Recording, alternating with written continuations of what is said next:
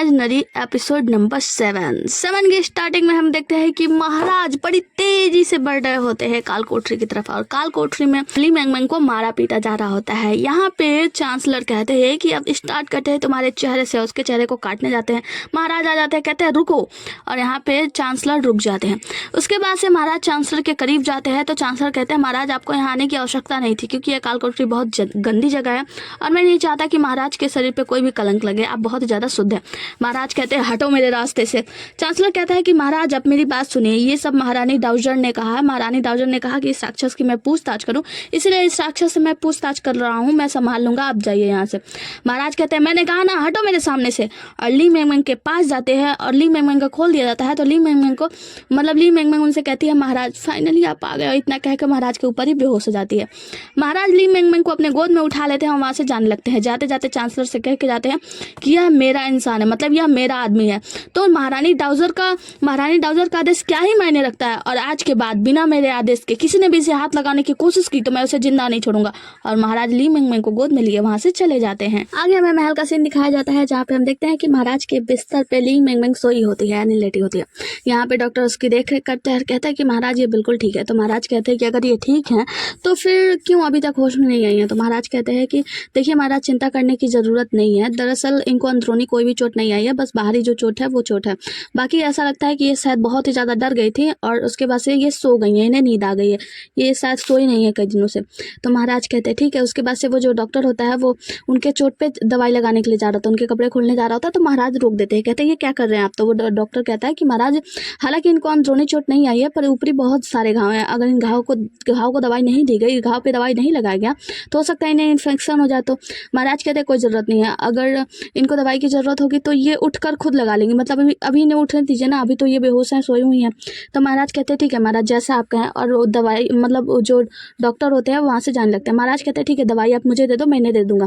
और महाराज को दवाई देकर डॉक्टर चले जाते हैं। महाराज कहते हैं आप लोग बाहर जाइए, और लू हुआन से कहते हैं कि बाहर जाओ और दरवाज़ा बंद कर दो, कोई अंदर ना आने पाए। उसके बाद से लू हुआन वहाँ से चले जाते हैं। उसके बाद से महाराज वो दवाई लेकर जाते हैं और ली मैंगमैंग को लगाने के लिए उसके कपड़े को खोलने जाते हैं। तब तक ली मैंगमैंग को होश आ जाता है, मतलब वो उड़ जाती है। वो कहते हैं कि महाराज क्या आप सचमुच में हैं। तो महाराज कहते हैं हाँ मैं हूँ। तो वो कहते हैं कि आप जानते हो ना कि मैं एक लड़की हूँ। तो महाराज कहते हैं हाँ मुझे पता है। उसके बाद से जो ली मैंगमैंग होती है उनके गाल को टच करती है, कहती है कि आप सचमुच में हैं, आपने मुझे बचा लिया महाराज, वरना मैं तो डर गई थी, मुझे लगा कि शायद ये सिर्फ एक सपना है। ये लोग बात कर रहे होते तभी महारानी डाउजर अंदर आ सकती है। अब डाउजर महारानी को आने से कौन रोक सकता है। वो कहती है कि यांग तुम ठीक तो हो ना। तो वो कहता है कि हाँ माँ, और कृपया आप दूर रहिए, ऐसा लगता है कि शायद मुझे सर्दी हो गई है। और हम देखते हैं कि वो अपने पीछे ही ली मैंगमैंग को छुपाया होता है कि कहीं माँ को पता ना चल जाए। महारानी कहती है कि तुम एक बात बताओ, मैंने सुना है कि तुम ली मैंगमैंग को ना सिर्फ वहाँ से लेकर आए बल्कि तुमने चांसलर कुई को नाराज भी कर दिया। तो वो कहते हैं कि हाँ माँ मैंने किया, लेकिन देखो आप सोचो, आपको याद है ना वो दिन जिस दिन बारिश के दिन वो ली मैंगमैंग आया था स्वर्ग से, तो इसका मतलब वो स्वर्ग से भेजा गया एक दूत है, क्योंकि उसने बारिश भी तो करा दी थी ना। तो हो सकता है कि जब चांसलर कोई उसे मार पीट रहे थे, उसे यातना दे रहे थे, तो हो सकता है कि स्वर्ग के देवता लोग नाराज हो जाए। ये कहिए कि मैंने चांसलर कोई को बचा लिया कि स्वर्ग के देवता नाराज ना हो, इसीलिए मैंने उसे वहां से ले आया। तो महारानी कहती है कि अच्छा। फिर उसके करीब जाने की कोशिश करती है, कहती है कि तुम ठीक तो हो ना, मैं डॉक्टर को बुला दूं। तो वो कहता है कि नहीं मैं डॉक्टर की जरूरत नहीं है, मैं ठीक हूँ। तभी यहाँ से हम देखते हैं कि ली मैंगमैंग को छींक आती है। तो महाराज भी नाटक करने लगते हैं, अक्ष माँ मुझे थोड़ी सी तबीयत खराब है मेरी। ली मैंगमैंग एक दो बार छींकती है, जिसे छुपाने के लिए महाराज भी छींकते हैं। तो महारानी को थोड़ा सा शक होता है, तो वो बिस्तर हटा के देखने जाती है। तो ली मैंगमैंग अपनी उसी हालत में बाहर आ जाती है, जिससे महारानी को झटका लगता है और वो वहीं पे बेहोश हो जाती है। उसके बाद से शाही चिकित्सक को बुलाया जाता है और महारानी की जांच कराई जाती है। चिकित्सक महारानी की जांच करने के बाद महाराज से जाकर बताता है कि महाराज क्षमा कीजिएगा, महारानी तो ठीक है लेकिन पता नहीं क्यों उनकी बेहोशी नहीं टूट रही है। महाराज कहते हैं ऐसा क्यों, क्या हुआ, किस बात से भ्रमित है वो। डॉक्टर कहते हैं कि महाराज हम कुछ भी बताने में अक्षम है। तो यहाँ पे चांसलर कहता है कि मुझे ऐसा लगता है कि महाराज उस राक्षसी ने महारानी पे कोई जादू टोना किया है। महाराज कहते हैं क्या बात कर रहे हो तुम, वो भगवान का भेजा हुआ एक दूत है, स्वर्ग से भेजा गया एक दूत है, वो ऐसा क्यों ही करेगा, तुम गलत कह रहे हो अंकल, आपकी जुबान हमेशा ही काली होती है, बेकार होती है। तो यहाँ पे चांसलर कहते हैं कि ठीक है तो महाराज एक काम कीजिए, अगर वो स्वर्ग से भेजा गया दूत है तो उससे कहिए कि वो आके महारानी की देख रेख करे, मतलब महारानी की सेवा करे और महारानी को ठीक कर दे। अगर दूत जियो महारानी की सेवा करके उन्हें ठीक कर देता है तो फिर मैं मानने के लिए तैयार हूँ कि वो एक दूत है भगवान का भेजा गया। और अगर अगर नहीं तो उसे महाराज को दिए गए धोखे के वजह से फांसी पे लटका दिया जाएगा। महाराज ये सब बात सुन सुनकर पक जाते हैं। तो महाराज कहते हैं ठीक है, अगर तुम ऐसा कहते हो तो ऐसा ही होगा। बाग में टहलते हुए महाराज को देखते हैं जो कि लू हुआन कहते हैं कि महाराज की आपको सच में विश्वास है कि ली मिंगमिंग महारानी को ठीक कर देगी। तो महाराज कहते हैं कि क्या कह रहे हो तुम। तो वो कहते हैं कि माफ़ कीजिएगा महाराज, मैं कुछ ज़्यादा बोल गया। तो महाराज कहते हैं कि ये मेरी गलती है कि मैं अपने लोगों की रक्षा नहीं कर सकता। उसके बाद से कहते हैं लुहुआन मुझे तुमसे कुछ कहना है, कुछ काम करवाना है। तो लुहुआन कहता है आदेश दीजिए महाराज। और वो उसके कान में कहते हैं कि अब तुम जा सकते हो। आगे लेडी कॉन्सर्ट महाराज से मिलने के लिए आती हैं और वह कहती हैं कि महाराज आप ठीक तो है ना। तो महाराज कहते हैं कि आप बहुत दिनों से मतलब सेवा कर रही हैं महारानी माँ की, तो एक काम कीजिए आप जाके थोड़ा आराम कर लीजिए।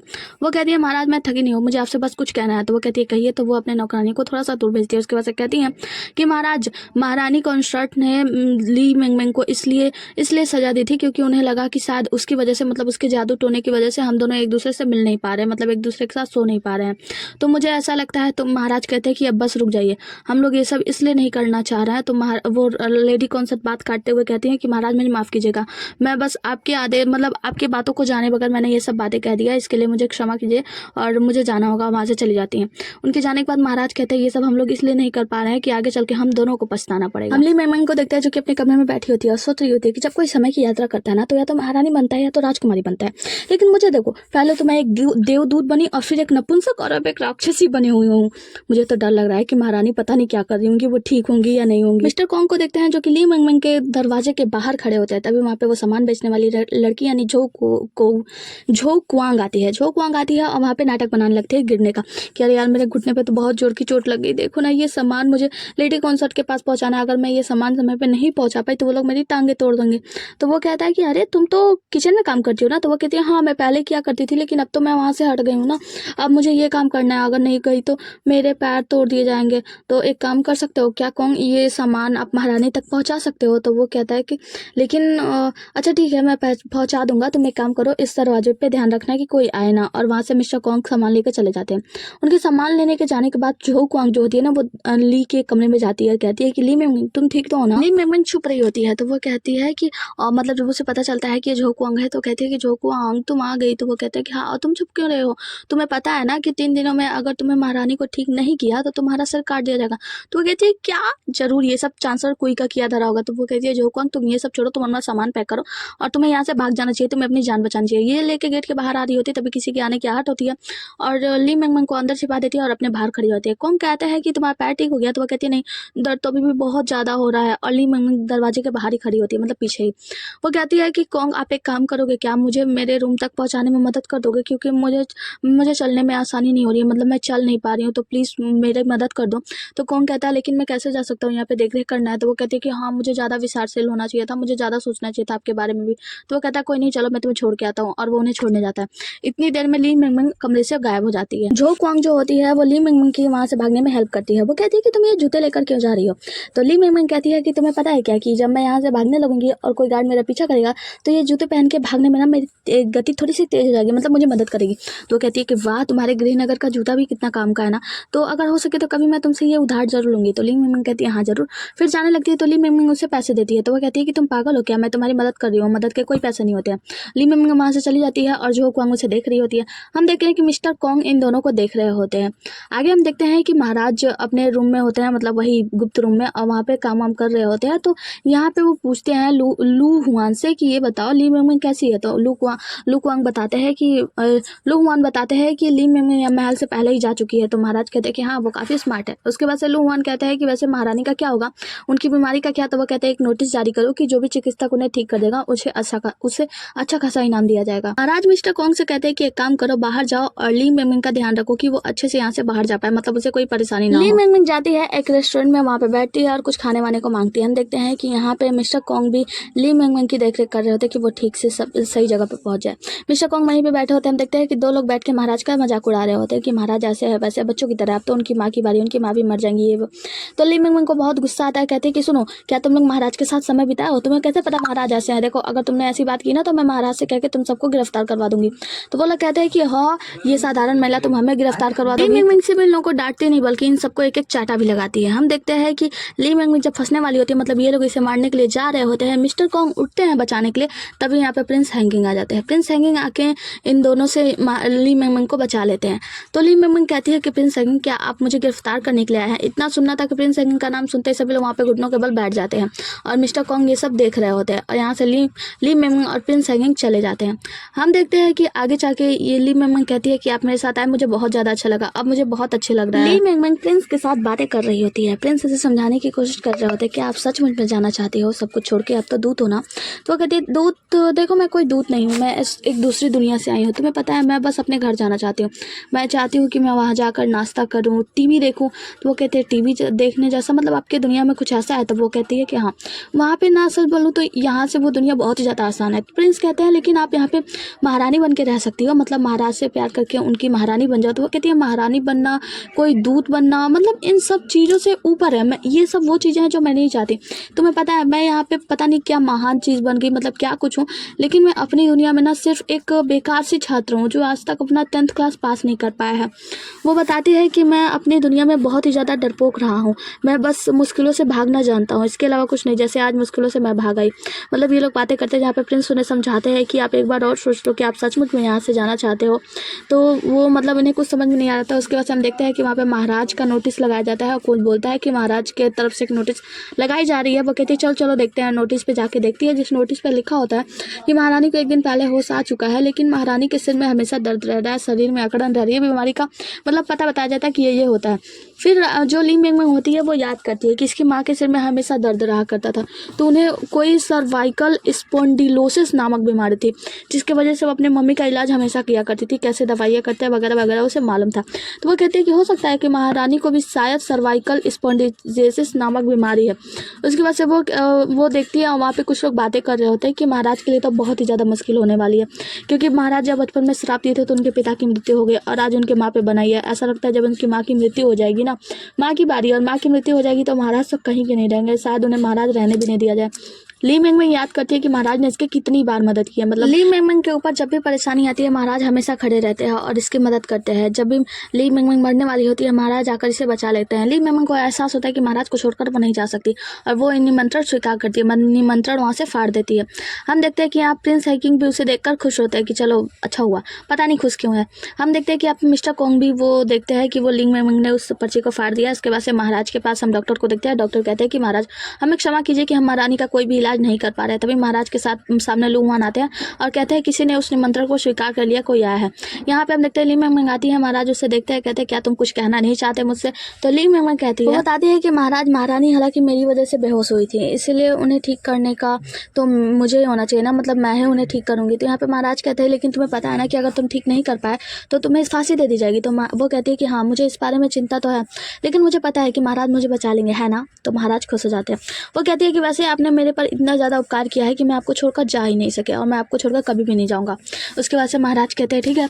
फिर वो पूछती है कि अच्छा मुझे डॉक्टर से बात करनी है, मतलब डॉक्टर ने क्या कुछ बताया उनसे बात करनी है, और फिर किताबों का संग्रहालय कहाँ है? तो महाराज कहते हैं क्या? तो वो किताबों के संग्रहालय में जाती है, वहाँ पे कुछ देख रेख करती है, मतलब कुछ पता करती है किताबों को पढ़कर कि उनके बीमारी का कोई इलाज मिल सके। हम देखते हैं कि वहाँ पे कुछ खटपट होती है और वहाँ से देखने जाती है कि कौन है, तो ये होती है लेडी कॉन्सर्ट।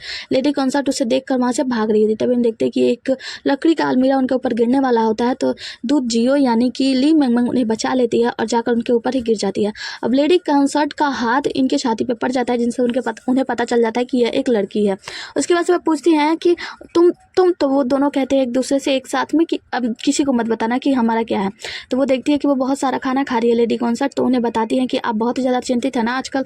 तो वो कहती है कि हाँ, लेकिन तुम्हें कैसे पता? तो वो कहती है कि मन में सोचती है कि हालांकि ये मेरी दोस्त तो नहीं है, लेकिन इसकी आदतें बिल्कुल वैसे ही है। ली मैंगमैंग लेडी कॉन्सर्ट के पास बैठती है और कहती है कि तुम्हें पता है तुम बिल्कुल मेरी दोस्त की तरह दिखती हो। तो वो कहती है कि हाँ, मुझे भी तुम्हारे साथ मिलकर ना बिल्कुल अनजाना सा फिक्र मतलब नहीं लगता, एकदम जाना पहचान लगता है। उसके हाथ को छूती है और कहती है ली मैंगमैंग को कि आपका हाथ तो शुक्र है कि ठीक है। तो ली मैंगमैंग कहती है कि हाँ मैं ठीक हूँ।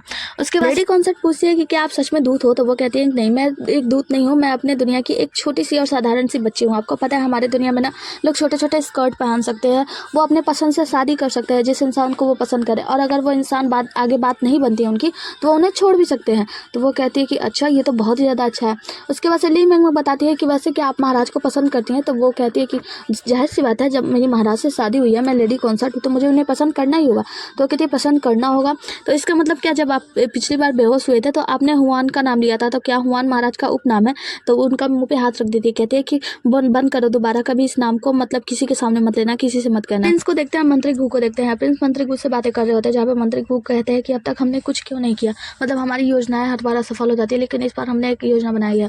प्रिंस कहते हैं कि आप चिंता मत करो, मैंने ऑलरेडी योजना बना ली है और मैंने उस छोटे हिजड़े का विश्वास हासिल कर लिया है, और निश्चित रूप से मैं चाहता हूँ कि राजा को उनके प्यार खोने का एहसास हो, तो पहले तो मैं उसे प्यार में पड़ने दूंगा, बस देखो मैं क्या करता हूँ। आगे हम ली मिंग को देखते हैं, जो कि कहती है डिंग डिंग, और महाराज को एक चित्र दिखाती है। महाराज उसे देख के हंसने लगते हैं, कहते हैं ये क्या है, क्या ये मेरा चित्र है? महाराज कहते हैं ली मिंग कहती है महाराज आप पागल है क्या, ये मनुष्य का शरीर है, आपको पता है उसके शरीर का चित्रण है। तो महाराज कहते हैं क्या? तो वो कहते हैं कि अच्छा। तो महाराज कहते हैं ये क्या है? तो वो कहती है कि दिल है, आप महसूस कीजिए, आपके बाई तरफ दिल होगा जो धड़क रहा होगा। महाराज कहते हैं नहीं, मुझे तो महसूस नहीं हो रहा होगा। तो नहीं हो रहा है। तो ली मिंग कहती है कि देखिए आप इतने मोटे कपड़े पहनते हैं कि आपको दिल महसूस नहीं हो रहा है, देखिए, लेकिन जब आप किसी अपने ऐसे प्रियजन से मिलते हैं ना, जिसे आप बहुत ही ज़्यादा प्यार करते हैं, पसंद करते हैं, तो आपका दिल जोरों से धड़कने लगता है, इन कपड़ों के ऊपर भी वो महसूस होगा। फिर महाराज कहते हैं अच्छा ये क्या है? तो वो बताती है कि ये गले की नस है और वगैरह वगैरह बताती है। महाराज कहते हैं लेकिन हमारा महसूस क्यों नहीं होता? तो कहते हैं वैसे आप लोग इतने ऊंचे ऊंचे तकिए लगाते हैं पुराने जमाने के लोग, तो आपको नस की प्रॉब्लम होती है, तो इसीलिए मुझे कुछ सामान चाहिए। तो वो कहती है अच्छा इसका मतलब आपने इसका इलाज ढूंढ लिया? तो वो कहती है कि हाँ बेशक मैंने इलाज ढूंढ लिया है। तो महाराज कहते हैं तो फिर क्या क्या चाहिए? तो वो कहती हैं कि मुझे कुछ कांच चाहिए। तो वो कहते हैं कांच? तो वो कहते हैं अच्छा ठीक है, कांच ना सही बांस का टुकड़ा तो होगा? तो महाराज कहते हैं हाँ निश्चित रूप से हमारे पास बांस है, और वो बहुत सारे बांस काट के ले आके ली मिंग के पास में रख दिया जाता है। हम देखते हैं कि ली मिंग बांस के छोटे छोटे टुकड़े करती है, बहुत ही ज़्यादा मेहनत करती है, उन्हें काटती है, उन्हें घीसती है, उन्हें पकाती है, मतलब बांस को उबालती है, मतलब बहुत ही ज़्यादा मेहनत करती है यहाँ पे इलाज करने के लिए। और हम देखते हैं कि यहाँ पे महारानी को होश तो आया होता है, महाराज उन्हें खाना वाना खिला रहे होते हैं, एक सीन ये भी दिखाया जाता है, और महाराज भी चिंतित हो रहे होते हैं कि महारानी कब तक ठीक होंगी। दूसरे दिन का सीन देखते हैं, जहाँ पे हम देखते हैं कि ली मिंग अपना काम मतलब ज़्यादा हद तक वो अपना काम वाम कर ली होती है, वो सो भी नहीं रही होती है, बल्कि दिन रात एक करके अपना काम कर रही होती है। यहाँ पे हम देखते हैं कि कुछ डॉक्टर लोग एक साधारण से व्यक्ति पे इसकी जांच भी करते हैं बांस के बम्बू का। और उसके बाद से हम लेडी कॉन्सर्ट को देखते हैं, जो कि ली मिंग की फुल मदद कर रही होती है, मतलब वो कुछ जड़ी बूटियाँ चुनकर और ली मिंग के लिए भिजवा रही होती है कि ली मिंग को ले जाकर दे दिया जाए। ली मिंग वो जड़ी बूटियाँ देखती है और बहुत ही ज़्यादा खुश होती है कि ली मिंग महारानी कॉन्सर्ट का उनका धन्यवाद करती है। उसके बाद से वो अपना काम वाम रोल करके सब कुछ रख रही होती है, तभी वहाँ पे महाराज आते हैं। महाराज कहते हैं तुम ठीक तो ना? तो वो कहती है कि हाँ महाराज मैं ठीक हूँ, और देखिए काम ज़्यादा हद तक हो चुका है, आइए हम प्रैक्टिस करते हैं, मतलब एक बार देख लेते हैं। महाराज तो उसके पेट में गुड़गुड़ होने लगती है, तो महाराज कहते हैं कि वैसे आपके आंखों का काला धब्बा बता रहा है कि आप बहुत मेहनत कर रही हैं, तो मैं आपके लिए कुछ खाना लेकर आया हूँ और वो खा लीजिए। ली मैम वो खाना वाना मतलब खा रही होती है, आधी खाती है, फिर कहती है कि महाराज क्या आप नहीं खाओगे, ये तो बहुत ही ज़्यादा स्वादिष्ट है। तो महाराज कहते हैं क्या सच में स्वादिष्ट है? तो वो कहती है हाँ सच में बहुत स्वादिष्ट है, आप खा के देखो, और महाराज के बहुत ही ज़्यादा करीब चली जाती है उनको खिलाने के लिए। अब जब ली मिंग महाराज के करीब जाती है तो महाराज के दिल जोर से धड़कने लगता है, तो वो कहते हैं कि ये मेरा दिल इतनी जोर से क्यों आवाज़ कर रहा है। उसके बाद से उन्हें याद आता है कि ली मिंग ने बताया था कि जब आप किसी ऐसे व्यक्ति के करीब जाते हैं जिसे आप प्यार करने लगे हैं, तो आपके दिल की धड़कन तेज हो जाती है। अब महाराज कहते हैं कि लेकिन इस महिला के लिए मेरे दिल में मतलब ये उत्सुकता क्यों हो रही है, इस महिला के लिए ऐसे क्यों हो सकता है, मतलब मैं इस महिला की तरफ आकर्षित कैसे हो सकता हूँ, इस महिला से प्यार नहीं ऐसा नहीं हो सकता। और महाराज वहाँ से उठ के भागने लगते हैं। अब ली मिंग महाराज का पीछा करती है कि महाराज रुको ना, क्या हुआ। इसी के साथ हमारा आज का एपिसोड भी खत्म होता है। मिलते हैं अगले एपिसोड में, तब तक के लिए बने रहिए हमारे साथ। और हाँ आप चैनल को मतलब आप वीडियो को बहुत प्यार दे रहे हैं, तो ऐसे ही प्यार बरसाते रहिए। Thank you, tata, bye bye.